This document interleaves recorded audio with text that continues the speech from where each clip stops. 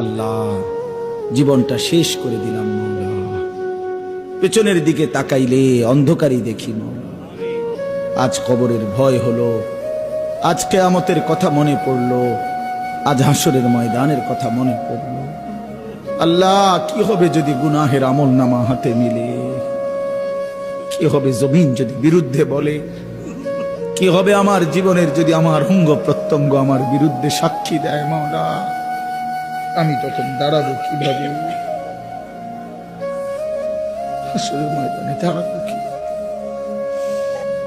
আল্লাহ আপনি মাফ করে দেন, মাফ করে। আযাব দিলে আপনার কোনো লাভ নাই, মাফ করে দিলে আপনার কোনো ক্ষতি নাই।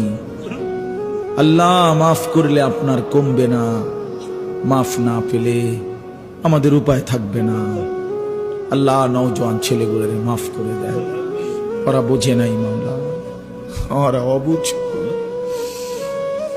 আল্লাহ আমি ছেলেগুলোর পক্ষ থেকে মাফ চাই, আমি আমার নওজোয়ান সন্তানদের পক্ষ থেকে ভিক্ষা চাই মাওলা।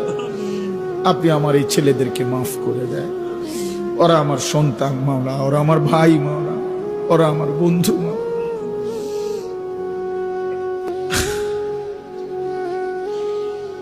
আপনি মাফ করে দেন।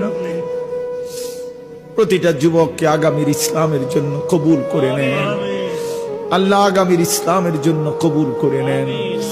ওদের কলিজায় শাহাদাতের তামান্না দান করেন, আপনার রাস্তায় জিহাদ ফি সাবিলিল্লাহর হিম্মত দান করেন।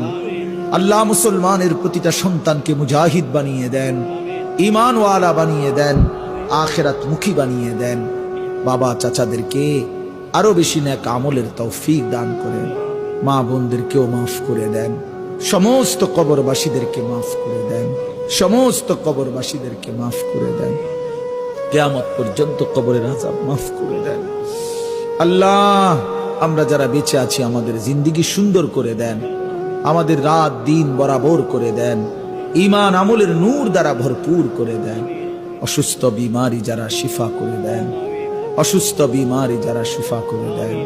যে যেখানে যতভাবে দোয়া চেয়েছে আল্লাহ প্রত্যেককে আপনি সুস্থতার হায়াত দান করেন। আল্লাহ আমার জাতির রাহবার আমার মামুনকে আপনি ভালো করে দেন। আল্লাহ মামুনুল হক আমাদের সবার মাওলা, আমাদের গর্বের প্রতীক মাওলা, আমাদের আকাঙ্ক্ষার প্রতীক মাওলা।